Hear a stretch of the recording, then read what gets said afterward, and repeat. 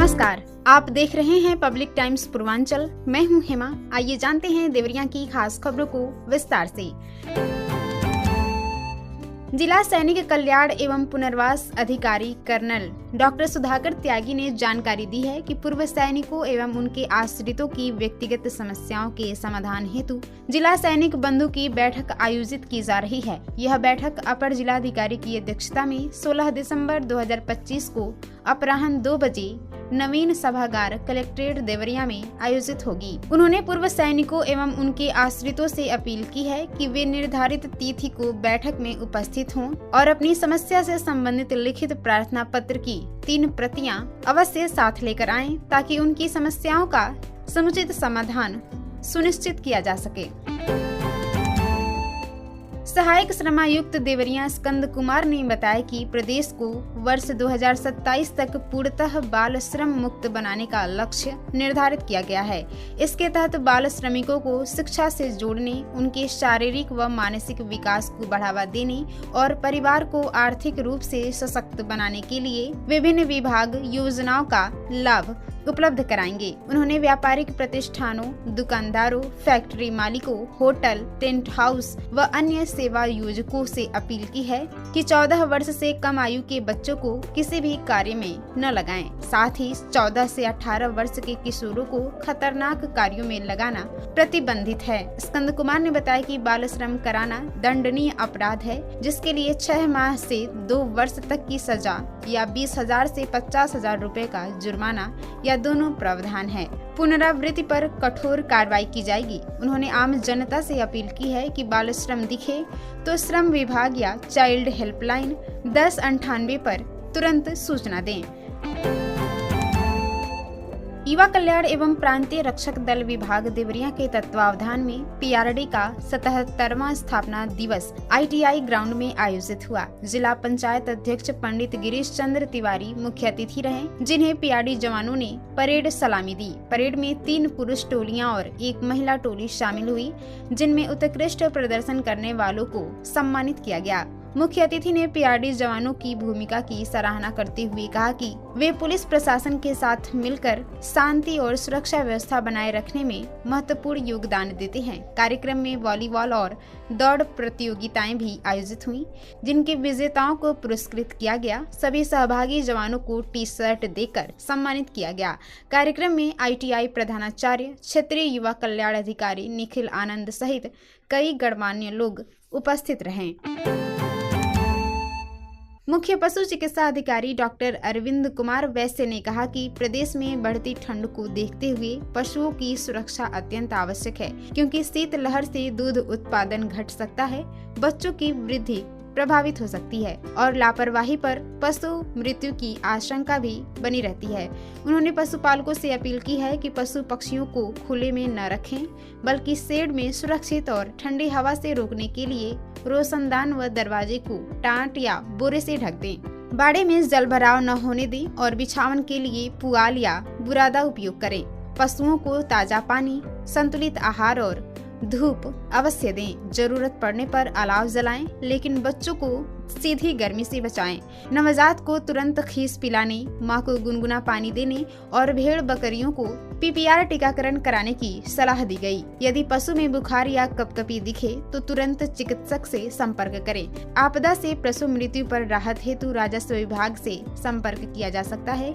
किसी भी सहायता के लिए टोल फ्री नंबर 1962 उपलब्ध है।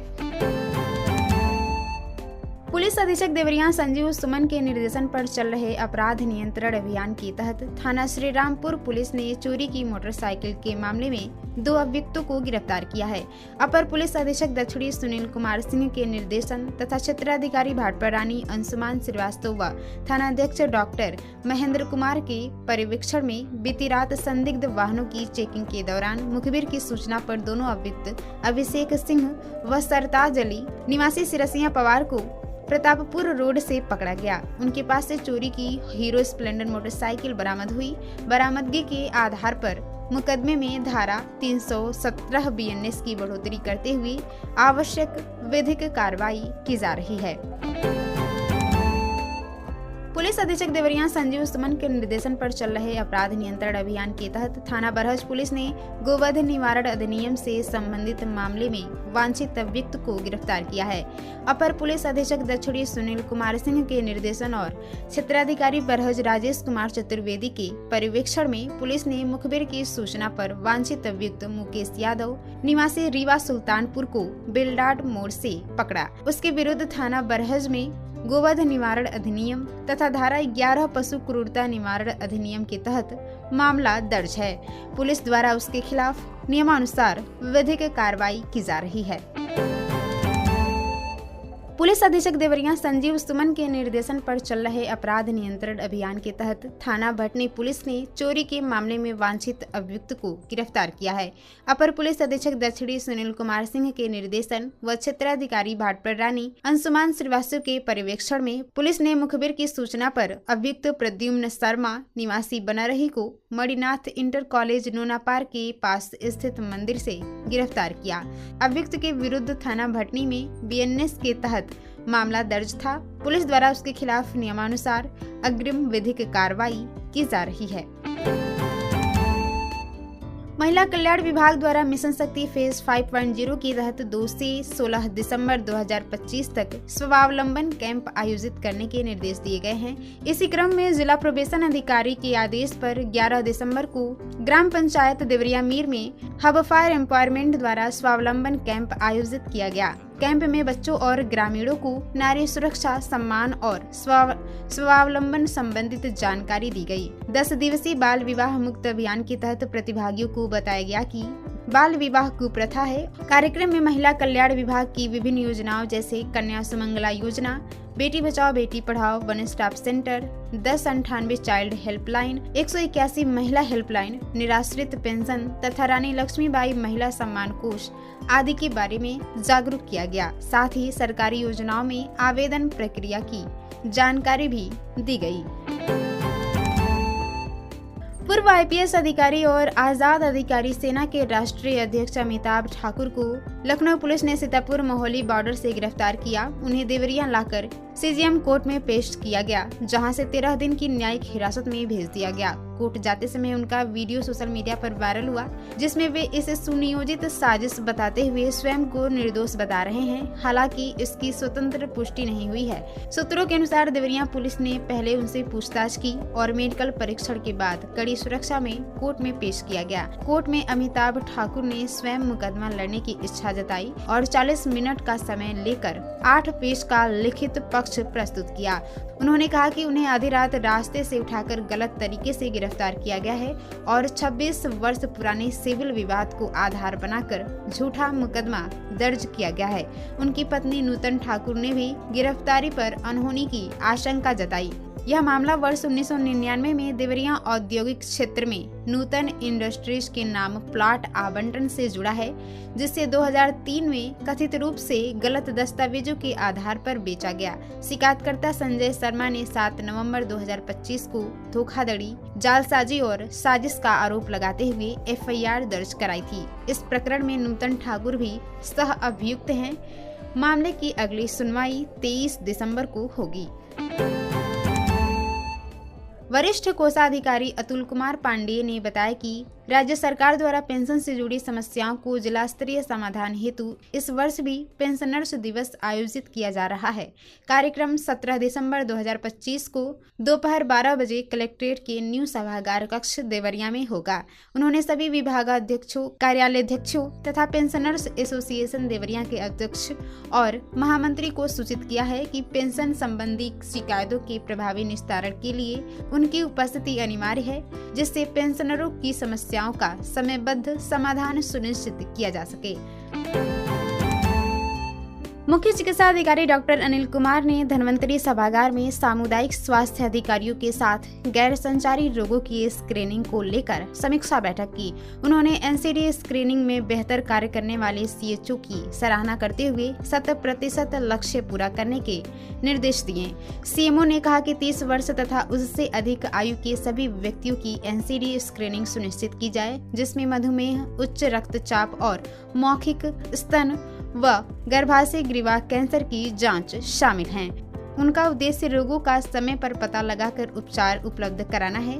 उन्होंने निर्देश दिया कि प्रत्येक क्षेत्र में स्क्रीनिंग आशा के माध्यम से कराई जाए और उच्च जोखिम वाले व्यक्तियों की पहचान, रिपोर्टिंग तथा उपचार उपलब्धता पर विशेष ध्यान दिया जाए। सीएमओ ने चेतावनी दी कि एनसीडी कार्यक्रम की सभी गतिविधियों की नियमित मॉनिटरिंग की जाएगी और प्रगति संतोषजनक न होने पर कार्रवाई की जाएगी। जिला विधिक सेवा प्राधिकरण के सचिव एवं अपर जिला एवं सत्र न्यायाधीश मनोज कुमार तिवारी के नेतृत्व में भारत विकास परिषद देवरिया के सहयोग से जिला कारागार में निरुद्ध अभियुक्त नूर मोहम्मद उर्फ रेल मोहम्मद निवासी भादस थाना खामपार को अर्थदंड जमा कर रिहा कराया गया। नूर मोहम्मद 28 नवंबर 2025 को सजा पूरी होने के बाद भी आर्थिक तंगी के कारण 3500 रुपए का जुर्माना न जमा कर पाने से रिहा नहीं हो पा रहा था। कारागार अधीक्षक द्वारा जानकारी होने पर सचिव ने पराविधिक स्वयंसेवक अमरनाथ शुक्ल को सेवा संस्थाओं से समन्वय कर सहायता जुटाने के निर्देश दिए। अमरनाथ शुक्ल ने भारत विकास परिषद गोरक्ष प्रांत से सहयोग प्राप्त किया, जिसके बाद अदालत ने आदेशानुसार परिषद द्वारा 3500 रुपए जमा किए और अभियुक्त की रिहाई संभव हुई। इस अवसर पर सचिव ने परिषद से अध्यक्ष कुमार गौरव गोयल की सामाजिक सेवा की सराहना करते हुए नूर मोहम्मद को सकारात्मक जीवन जीने और समाज के लिए योगदान की प्रेरणा दी। जिला मुख्यालय पर न्याय की मांग को लेकर परमानंद सिंह व उनकी पत्नी गीता देवी द्वारा आमरण अनशन किया जा रहा है। उन्होंने यह आमरण अनशन 11 दिसंबर से शुरू किया। परमानंद सिंह पड़ियापार थाना मड़ुआडीह के निवासी हैं। बैनर में लगाए गए आरोपों के अनुसार उनका कहना है कि वह पिछले 15 वर्षों से न्याय पाने की कोशिश कर रहे हैं, लेकिन उनके मामले में अब तक कोई ठोस कार्रवाई नहीं हुई। उन्होंने आरोप लगाया है कि उनकी जमीन पर अवैध कब्जा कर लिया गया है और इस संबंध में शिकायत दर्ज करने के बावजूद कार्रवाई नहीं हो रही है। उन्होंने कहा कि न्याय न मिलने पर वह मानसिक रूप से परेशान हैं और अब आमरण अनशन के लिए बाध्य हुए हैं। अनशन पर बैठकर उन्होंने चेतावनी दी है कि यदि उन्हें उचित न्याय नहीं मिला तो वह आत्मदाह जैसे कठोर कदम उठाने पर मजबूर होंगे। मौके पर राहगीरों की भीड़ इकट्ठा हो गई और कई लोगों ने प्रशासन से मामले की उचित जांच की कार्रवाई की मांग की। देवरिया जनपद के बैतालपुर क्षेत्र के ग्रामीणों ने मुख्यमंत्री सहित जिला प्रशासन को पत्र भेजकर पंचायत राज प्रणाली को सुदृढ़ करने और बिना किसी विलंब के पंचायत एवं नगर निकाय चुनाव करवाने की मांग की है। ग्रामीणों का आरोप है कि पंचायत राज एक्ट लागू न होने से जनता न्यायालय एवं प्रशासनिक कार्यवाही से असंतुष्ट है और छोटे छोटे विवादों में न्याय मिलने में देरी हो रही है। ग्रामीणों ने कहा कि जिला पंचायत सदस्यों का चुनाव 50,000 से अधिक जनसंख्या वाले क्षेत्रों में बेहतर विकास की उम्मीद के साथ होता है, लेकिन वर्तमान व्यवस्था में विकास निधि प्राप्त करने में बाधाएं हैं। साथ ही ग्रामीण और शहरी क्षेत्रों में पंचायतों के निरस्त होने से जन समस्याओं का समाधान प्रभावित हुआ है। उन्होंने प्रशासन पर लंबित मुद्दों के समाधान में देरी का भी आरोप लगाया है। ग्रामीणों ने चेतावनी दी है, यदि पंचायत राज व्यवस्था को मजबूत करने तथा शीघ्र चुनाव कराने का विचार नहीं किया गया तो वे सरकार के खिलाफ व्यापक आंदोलन प्रारंभ करेंगे। ये थी देवरिया की खास खबर। आप इसे देख रहे थे पब्लिक टाइम्स पूर्वांचल पर। मैं थी आपके साथ हेमा। नमस्कार।